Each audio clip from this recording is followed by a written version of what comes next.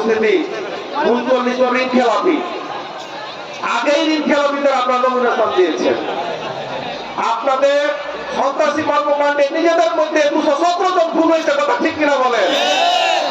সংগ্রামী উপস্থিতি, আপনাদের এই সকল সন্ত্রাসী চাঁদাবাজি কর্মকাণ্ডের কারণে আপনারা আপনাদেরকে জনগণ প্রত্যাখ্যান করছে, কথা ঠিক কিনা বলেন?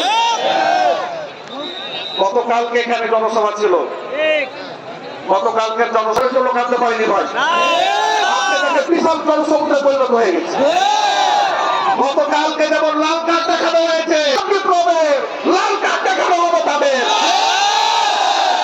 সংগ্রামী ভাইরা, আগামী 12 তারিখে ডক্টর বিজয়ের মধ্য দিয়ে শিবগঞ্জ থেকে চাঁদাবাজি দূর করা হবে, দুর্নীতি দূর করা হবে। শিবগঞ্জ একটা মানবিক শিবগঞ্জ, একটা উন্নত শিবগঞ্জ করার জন্য তিনি ভূমিকা রাখবেন। সংসদে গিয়ে ইসলামের কথা বলবেন, দিনের কথা বলবেন, জনগণের কথা বলবেন, ইনশাআল্লাহ। আল্লাহ রাব্বুল আলামিন আমাদের বিজয় দান করুন, আল্লাহুম্মা আমিন। আমাদের প্রিয় নেতাকে বিজয় দান করুন, আল্লাহুম্মা আমিন। এই বলে আমি আমার কথা শেষ করছি। আসসালামু আলাইকুম ওয়া রাহমাতুল্লাহি ওয়া বারাকাতুহু।